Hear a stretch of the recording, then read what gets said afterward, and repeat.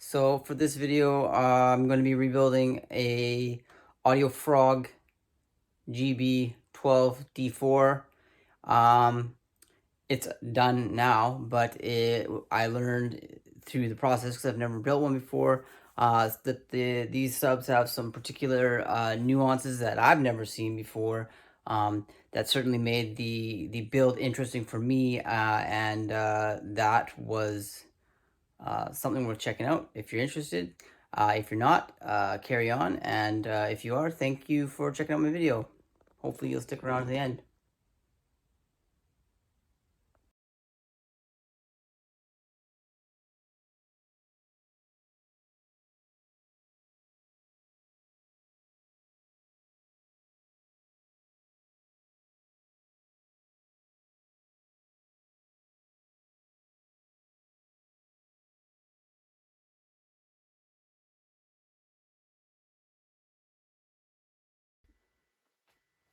So the first step in restoring this subwoofer is going to be removing the dust cap here. These poly dust caps are highly susceptible to warping from heat. And in order to get the dust cap off of the cone, normally what I do is heat around the perimeter with a heat shield. In this case, it's aluminum. And I do that with a heat gun, and the shield keeps heat from hitting the rest of the dust cap and just hits around in the flange here where it's actually glued onto the cone. The next thing I did was remove the rubber surround from the basket. This is a rubberized glue, much like what they use on an Alpine or any of the subs that I do. I use the rubberized glue. You can see the clear bead of glue squeezing out from underneath. And that glue is heat sensitive, so when you heat it up, it becomes very soft and you can just pull it apart. That was no different for this speaker, the AudioFrog. When I heated the basket, it made it really easy to pull the surround off, and you can still see the little bit of excess rubberized glue that's on there. The next thing I'm going to have to do is disconnect these leads. They're just soldered there, so I'll just desolder them and then pull this cone out. Then I can take some measurements on that completely fried voice coil.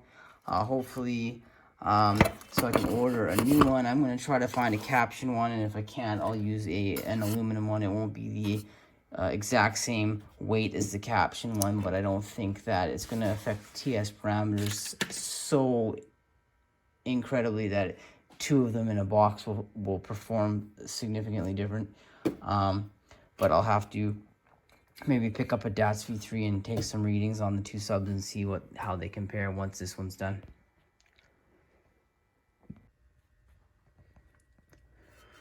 So I got the leads disconnected and pulled the cone out. This is a completely melted coil. It is on caption, which is a heat resistant plastic. It's certainly exceeded its thermal limits as far as being heat resistant. And the next thing I discovered is that the impedance switch to flip between the dual 4 coil between 2 and 8 ohms is has been significantly overheated. The copper foil on the board is has come detached, and you can definitely see there's some signs of excessive heat. Whether that's from overpowering or clipping is up for debate, but anyway, nothing that can't be fixed. That's an easy thing to fix, whether it's running wire jumpers or gluing down the copper or whatever. Getting it functioning properly again isn't going to be a problem if it's even not functioning properly. But even if it is functioning properly, looking the way it is, it's at least going to need to be glued back together, and I would still probably want to run some jumpers just to be on the safe side. But the next thing I'm going to do is get this cone assembly apart, pull the voice coil and former off, or voice coil and spider off of the cone so that I can attach the new voice coil to that. And I'm going to, now that I've got the measurements for everything, I'm going to go upstairs and order the parts for this sub so that I can get it back together as soon as possible.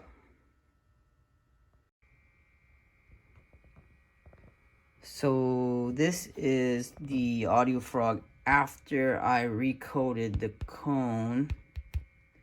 There's a little bit of damage in this area. By damage I mean the surface paper came off the cone. It wasn't damaged structurally, the cone's fine, but aesthetically underneath the dust cap it wouldn't look very good. My dust cap, I'm sorry, my voice coil and spiders will arrive tomorrow by mail. I'll have to drive down to the States to pick them up. I should be able to get this sub back together, up and running before next Monday, which is like the 14th of February or something. I don't know.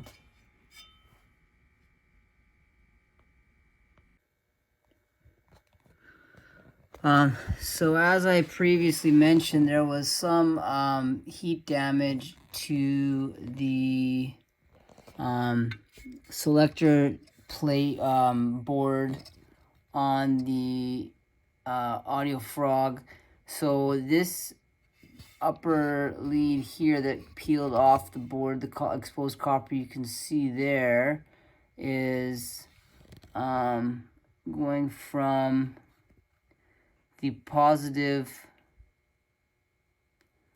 on one voice coil and connecting in parallel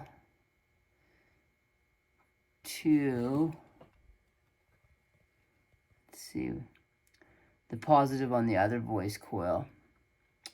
And then the lower exposed that you see down at the bottom of my thumb there is going from the negative of one voice coil to the selector switch, which is the lower middle of the 6 switch pins here. Anyway, we're gonna have to either put jumpers on or maybe add some solder to thicken the conductor up a bit, just so that it's not so thin. You can see that the two traces that overheated are the two narrowest ones on the board, I feel, other than this one over here, which is also tinned to, because it's so thin. I'm imagining that was done intentionally because it's such a thin conductor there, carrying the positive from that voice coil to the selector switch. So anyway, we're gonna have to figure out what we're gonna do with this, but it's gotta be beefed up a little bit because we need to have it not shorting out, obviously.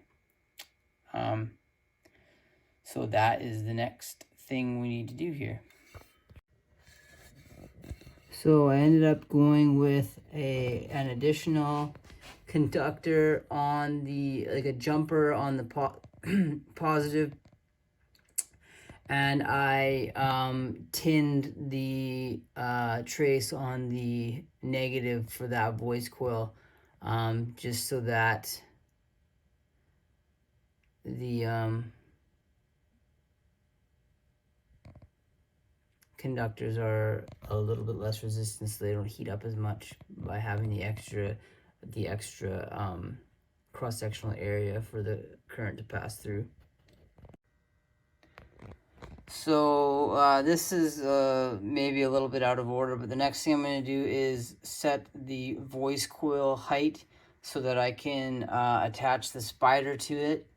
But before I attach the spider, I'm going to have to put some new leads on it, or not put new leads on it, put leads on it, because they didn't have any stitched spiders that were 7.75 by 3. That wasn't a 7.75 by 3. This was an 8 by 3. So I had to trim about 1/16 of an inch off the outside to get, or 1/8 of an inch off the outside to get 7 3/4, so that it would sit in the spider seat. Looks like there's still maybe another one. No, it's pretty good. It's all in there so that it fits nicely. Like I say, I wanted a 7.75, but they were not available. The other thing is the weird positioning of the leads. There's going to be one going off each side for one voice coil, and then, sorry, no, there's going to be one voice coil is there, and one voice coil, anyway, whatever. There's going to be leads in weird places on this one, and you can't buy stitched spiders with leads in the positioning that I want these ones to be in. So I'm going to have to stitch my own leads to it for this terminal, that terminal there, and that terminal there. And then we will have our 4 leads for the dual voice coil connected. So now I've got the hose clamp with the rubber 3-inch around the voice coil windings. I've set the height of that. I've got many other videos that talk about that. I think I have one video dedicated exclusively to setting voice coil heights. So I'm not going to cover that in this video, except for that I have a rubber clamp to stop the voice coil from going any further than the correct height. So that way when I'm pushing spiders and cones and etc. onto the voice coil former, I don't have to worry about the height changing. It's locked at that height. As you can see there, the rubber sits right on the top plate and holds the voice coil from going any further. So now I've got to put shims in here. As you can see, there's quite a lot of space between the T-yoke or the pull vent and the voice coil. It's a little bit tighter. You can't see it because the clamp is blocking it, but it's a little bit tighter on the top plate. This coil diameter inside and outside matched the OEM one almost perfectly. So with both winding height, it's round copper like the original, and the outside diameter and inside diameter are the same. So we will shim it to make sure it's centered, and then we will put the spider on once that has leads on it. So I've marked the, you can see that little white line there, 2 there, and 1 way over here. That's the lead position for the AudioFrog. It is a different, I've never seen anything quite like it. I actually had to pull the OEM spider out of the garbage to see if that actually is how they did it, and it in fact was. I mean, the strings that held the stitch leads on are burnt off, but you can see the interesting leads on this spider. So we will do something to that effect on this one, just so they're in the right position and they don't have to be any longer than necessary. Cool. So I just finished stitching the leads onto this guy. Like I say, I'm not going to go over how that's done because I have other videos on that, but this is the end result.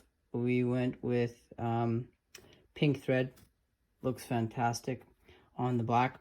The next thing I'm going to do is glue this to the former. I've set the voice coil height.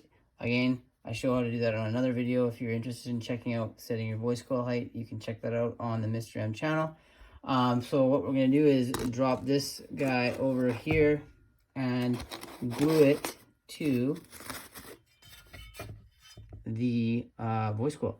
So we have it shimmed in the center. I've got a thick and 2 thin shims wrapped all the way around the T-yoke to hold the voice coil centered. Now I'm going to make sure that our leads are lined up the way we want them. then we know we can get all of our pigtails off the voice coil, solder to them. Make sure this thing is sitting pretty freely, because if you're pushing it down and it's not recoiling back, then you don't necessarily know that you're gluing it in place level. So if it goes down and stays down, then you might glue it into place and it won't be perpendicular to the voice coil. So you could get tilt issues and have some coil rub when you're done. But as you can see, I've honed out the inside of the spider so that it's a little bit loose on the voice coil. Like, I mean, it's touching, but it's not applying any pressure that's keeping it from returning to a neutral position. So we know that the voice coil will be at the correct height and the spider will be sitting in its seat and will be level. So that is what our goal is. That's what we're gonna do. Glue that in place, and then we'll take a look at how that turned out. So now I've glued the spider to the voice coil. The next thing I'm gonna do before I put the cone on is glue the leads, the tinsel leads, down into the grooves along the former, and then I'm going to run them up the former. I will be connecting them above the cone, so it's going to require me to cut a couple of notches out of the cone where it wraps around the voice coil. The other thing I did is, after I glued this here, I pulled the whole assembly out and glued it from underneath as well, so that it's glued on both sides. Obviously, I'm going to be taking the voice coil and spider out of the sub before I put it all together, but I just did it now so that everything's very secure and nothing's moving on that voice coil. So I had to open up the inside diameter of the cone a little bit, and I made, once again, as I've done in others, notches for the leads from the voice coil, as well as the pigtails from the voice coil, as well as the tinsel leads to pass through the cone. You can see that I've notched them all out so it slides over everything. Before I glue the cone on, I happened to notice that there's a break. One of the lead secure, or whatever you want to call that, one of the tracers is broken, so I'm gonna have to do a little bit of a repair there, so that when I connect this lead like this, sort of, that it actually connects to the selector board. So that's on my to-do list, and then we will glue the cone on and then do the leads.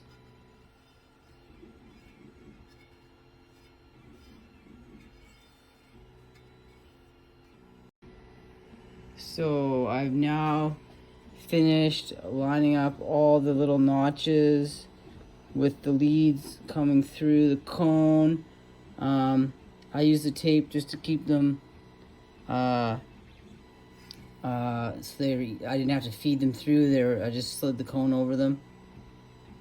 They're a little bit short, so it's gonna be fun to try to connect these pigtails to them, but what I'm gonna do is I'm gonna glue them from the bottom, glue the cone in place so that nothing can move aside from the little, about roughly 1/4 inch pieces of tinsel lead coming through the cone. I should have left probably 1 inch on there, but it was in hindsight, so unfortunately I did not. And now I'm stuck working with a very short piece of tinsel lead, except for in this particular case where there's like 1.5 inches coming through, just because that was a one-off piece that I had from a previous sub and wasn't being cut off the main roll. But like I say, in hindsight, I would have done that a little bit differently, but that's okay. We'll make this work. It's just a bit more challenging. The sub will function identically, and I'll get it done. So that's the next step.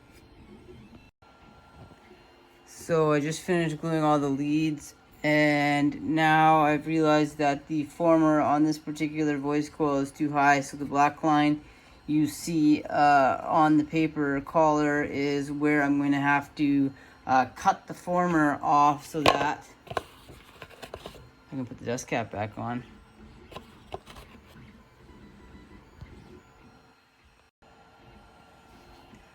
So I just finished cutting off the top of the former. It doesn't look like much now. It'll clean up nicely. Let's just hope that I cut enough off for the dust cap to sit on the cone. Because if it doesn't, I'm gonna need to go a little further. Well, might need just a hair off, but it's pretty good. So the next thing I have to do with this cone assembly is glue it in place. So I've got my shims on it. I'm going to put the glue around the spider seat, this guy here, and the surround. And then I will drop the cone assembly into place and hopefully figure out how I'm going to feed the different leads into their various homes once I've got this thing back together. So that should be fun. Let's do it. So the cone is now on and glued to the basket, glued to the spider seat. Oh, that's horrible. And it's still shimming. It's still shimmed while the glue is curing. I've also connected all the leads to the various, where is that one? Spots that they need to be connected to. That one. And then that one down there. So what I did was, let's get my trusty multimeter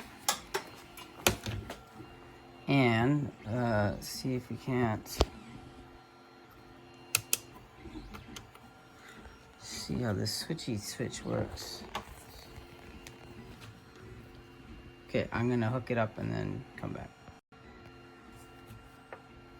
So we're currently 8 ohms. Let's see.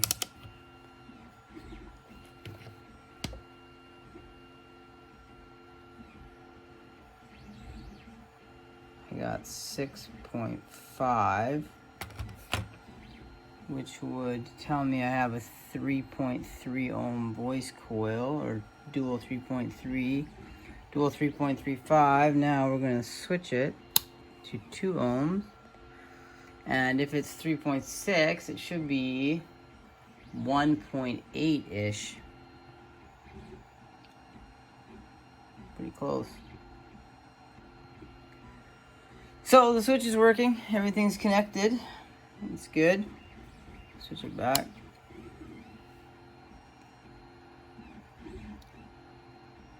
Very nice.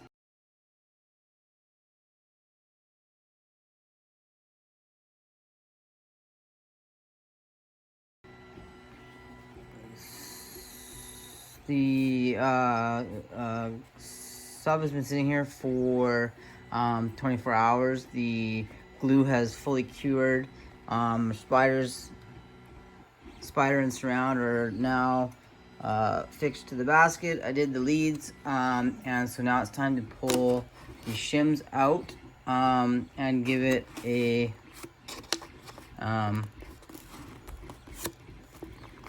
test. So this is the completed AudioFrog GB1210 or something to that effect. I'm not entirely sure of this channel. Let's just take a look. GB12D4. I put a new spider on it, new tinsel leads, original coil, dust cap, and cone. Got it back together. Had to do some rewiring on the impedance selector switch. That being said, everything's glued back together. So now we are going to give it a frequency test to make sure it works, and then play some music through it, probably. See how that goes. Okay, so that is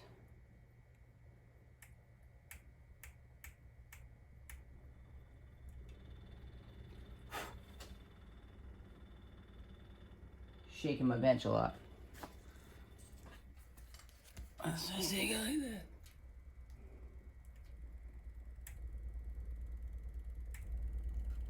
No issues there.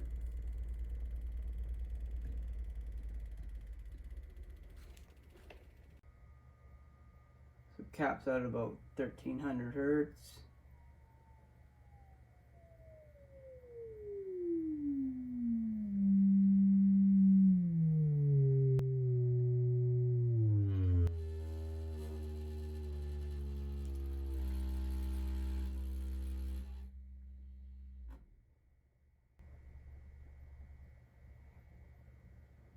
I see no issues there. Okay, let's play some music. So this is a audio track from YouTube.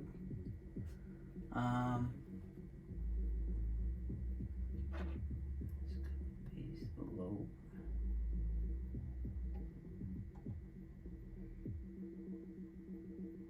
Cut a little bit of the lower end bass off. See what it sounds like.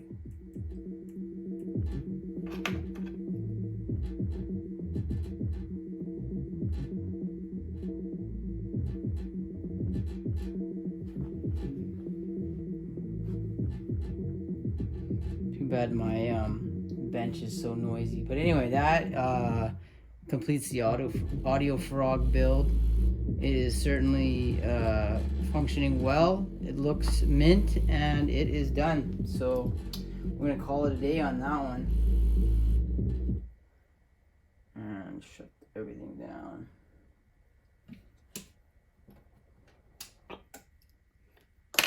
And go to the next sub.